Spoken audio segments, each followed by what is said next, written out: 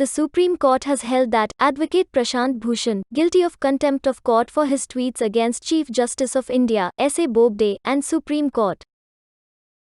A three-judge bench headed by Justice Arun Mishra said that Mr. Bhushan was found to have committed serious contempt, and the hearing for punishment in the case will be held on August 20.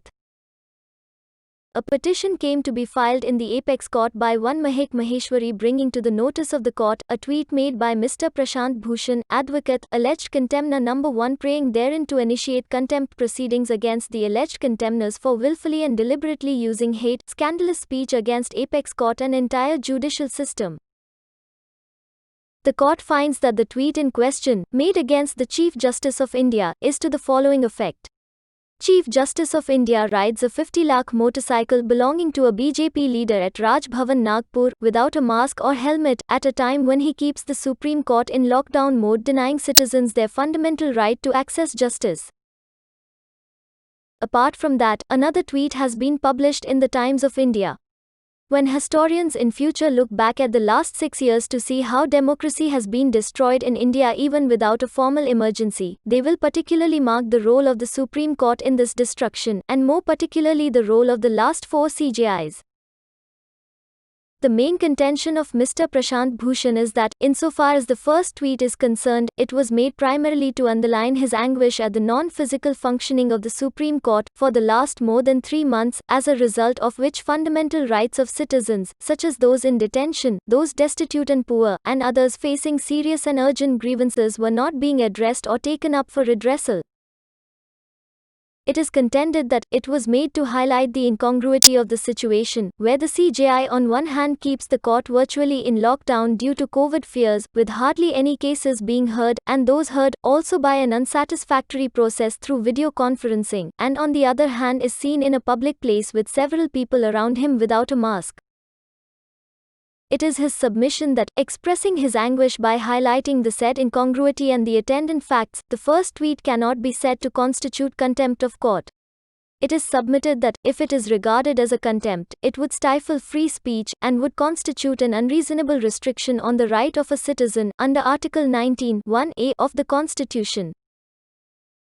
Insofar as the second tweet is concerned, it is his submission that the said tweet has 3 distinct elements, each of which is his bona fide opinion about the state of affairs in the country in the past 6 years and the role of the Supreme Court, and in particular the role of the last 4 CJs.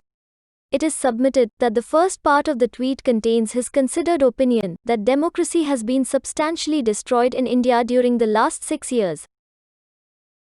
The second part is his opinion that the Supreme Court has played a substantial role in allowing the destruction of the democracy, and the third part is his opinion regarding the role of the last 4 Chief Justices in particular in allowing it. It is his submission that such an expression of opinion, however outspoken, disagreeable or however unpalatable to some, cannot constitute contempt of court. It is his contention that it is the essence of a democracy that all institutions, including the judiciary, function for the citizens and the people of this country, and they have every right to freely and fairly discuss the state of affairs of an institution, and build public opinion in order to reform the institution. It is further contended that the Chief Justice is not the Supreme Court, and that raising issues of concern regarding the manner in which a CJI conducts himself during court vacations, or raising issues of grave concern regarding the manner in which 4 CJIs have used, or failed to use, their powers as master of the roster to allow the spread of authoritarianism, majoritarianism, stifling of dissent, widespread political incarceration and so on, cannot and does not amount to scandalizing or lowering the authority of the court. It is submitted that the court cannot be equated with a Chief Justice, or even a succession of 4 CJIs. It is submitted that to bona fide critique the actions of a CJI, or a succession of CJIs, cannot and does not scandalize the court, nor does it lower the authority of the court. It is his submission that to assume or suggest that the CJI is the Supreme Court and the Supreme Court is the CJI is to undermine the institution of the Supreme Court of India. Insofar as Twitter is concerned, in the affidavit in reply filed on its behalf it is stated that it is a global website providing micro-blogging platform for self-expression of its users and to communicate. It is further stated that the Twitter has not authored or published the tweets in question and the same have been authored and published by Mr. Prashant Bhushan. It is also submitted that it is merely an intermediary within the meaning as provided under the Information Technology Act 2000 and thus is not the author or originator of the tweets posted on its platform. In this background, it has been submitted that the alleged the Twitter has no editorial control on the tweets and merely acts as a display board.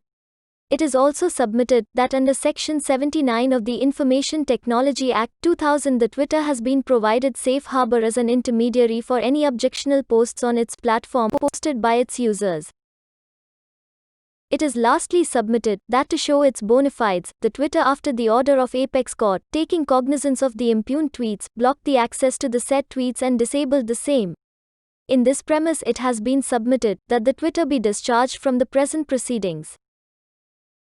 After analyzing the tweets, the questions that will have to pose is, as to whether the said tweets are entitled to protection under Article 19(1) of the Constitution as a fair criticism of the system, made in good faith in the larger public interest or not.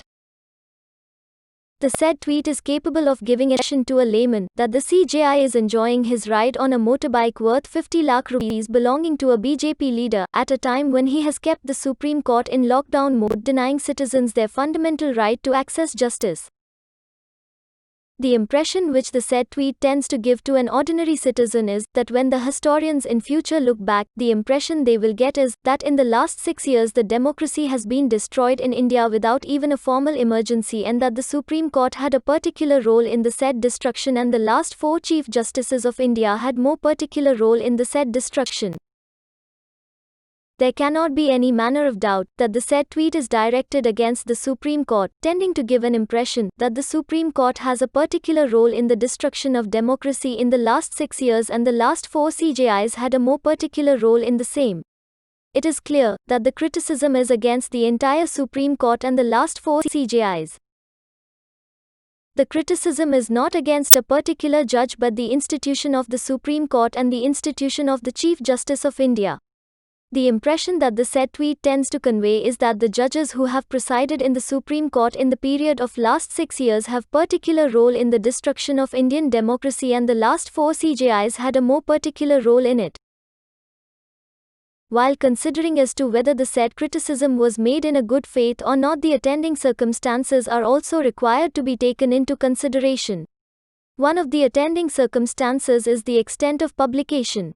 The publication by tweet reaches millions of people and as such a huge extent of publication would also be one of the factors that requires to be taken into consideration while considering the question of good faith. Another circumstance is the person who makes such a statement. In the own admission, Mr. Prashant Bhushan has been practicing for last 30 years in the Supreme Court and the Delhi High Court and has consistently taken up many issues of public interest concerning the health of our democracy and its institutions and in particular the functioning of our judiciary and especially its accountability. Mr. Prashant Bhushan, being part of the institution of administration of justice, instead of protecting the majesty of law has indulged into an act which tends to bring disrepute to the institution of administration of justice. Mr. Prashant Bhushan is expected to act as a responsible officer of the court. The scurrilous allegations, which are malicious in nature and have the tendency to scandalize the court, are not expected from a person who is a lawyer of 30 years standing. The bench viewed that it cannot be said that the above tweets can be said to be a fair criticism of the functioning of the judiciary, made bona fide in the public interest. The Indian judiciary is not only one of pillars on which the Indian democracy stands but is the central pillar. The Indian constitutional democracy stands on the bedrock of rule of law. The trust, faith and confidence of the citizens of the country in the judicial system is sine qua non for existence of rule of law. An attempt to shake the very foundation of constitutional democracy has to be dealt with an iron hand. The tweet has the effect of destabilizing the very foundation of this important pillar of the Indian democracy. The tweet clearly tends to give an impression that the Supreme Court, which is a highest constitutional court country, has in the last 6 years played a vital role in destruction of the Indian democracy.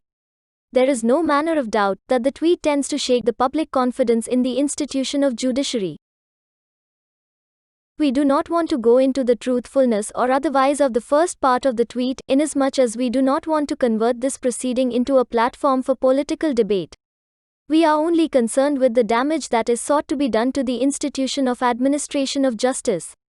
In our considered view, the said tweet undermines the dignity and authority of the institution of the Supreme Court of India and the CJI and directly affronts the majesty of law. The bench said. Indian judiciary is considered by the citizens in the country with the highest esteem. The judiciary is considered as a last hope when a citizen fails to get justice anywhere. The Supreme Court is the epitome of the Indian judiciary. An attack on the Supreme Court does not only have the effect of tending an ordinary litigant of losing the confidence in the Supreme Court but also may tend to lose the confidence in the mind of other judges in the country in its highest court. A possibility of the other judges getting an impression that they may not stand protected from malicious attacks when the Supreme Court has failed to protect itself from malicious insinuations cannot be ruled out. As such, in order to protect the larger public interest, such attempts of attack on the highest judiciary of the country should be dealt with firmly. No doubt that the court is required to be magnanimous when criticism is made of the judges or of the institution of administration of justice.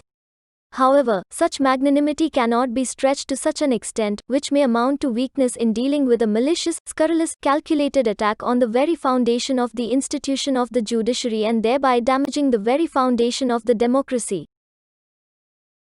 The Indian Constitution has given a special role to the constitutional courts of this country.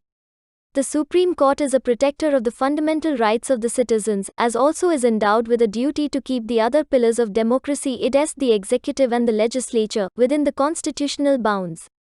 If an attack is made to shake the confidence that the public at large has in the institution of judiciary, such an attack has to be dealt with firmly.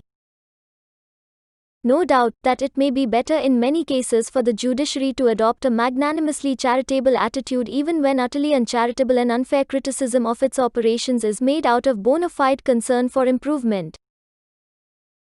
However, when there appears some scheme and design to bring about results which have the tendency of damaging the confidence in our judicial system and demoralize the judges of the highest court by making malicious attacks, those interested in maintaining high standards of fearless, impartial and unbending justice will have to stand firmly. If such an attack is not dealt with requisite degree of firmness, it may affect the national honor and prestige in the Comity of Nations. Fierce and impartial courts of justice are the bulwark of a healthy democracy and the confidence in them cannot be permitted to be impaired by malicious attacks upon them.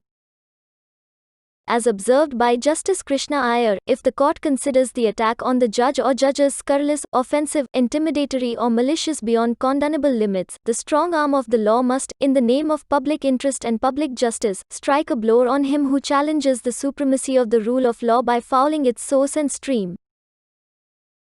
The summary jurisdiction of this court is required to be exercised not to vindicate the dignity and honor of the individual judge who is personally attacked or scandalized, but to uphold the majesty of the law and of the administration of justice. The foundation of the judiciary is the trust and the confidence of the people in its ability to deliver fearless and impartial justice. When the foundation itself is sought to be shaken by acts which tend to create disaffection and disrespect for the authority of the court by creating distrust in its working, the edifice of the judicial system gets eroded. The scurrilous, malicious attacks by Mr. Prashant Bhushan are not only against one or two judges but the entire Supreme Court in its functioning of the last 6 years.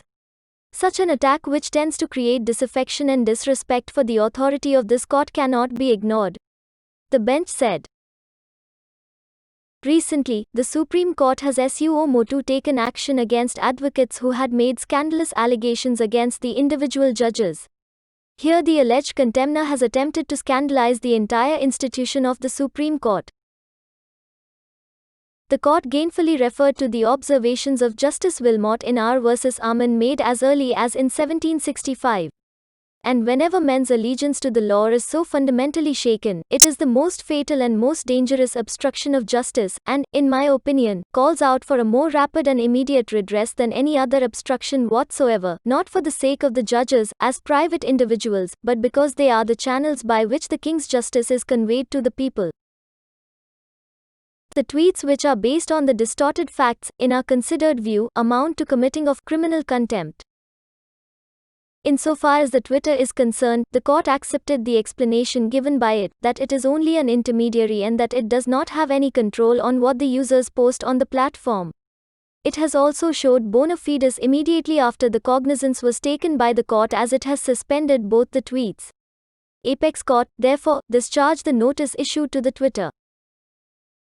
In the result, the bench held that alleged contemner number 1 Mr. Prashant Bhushan guilty of having committed criminal contempt of Supreme Court.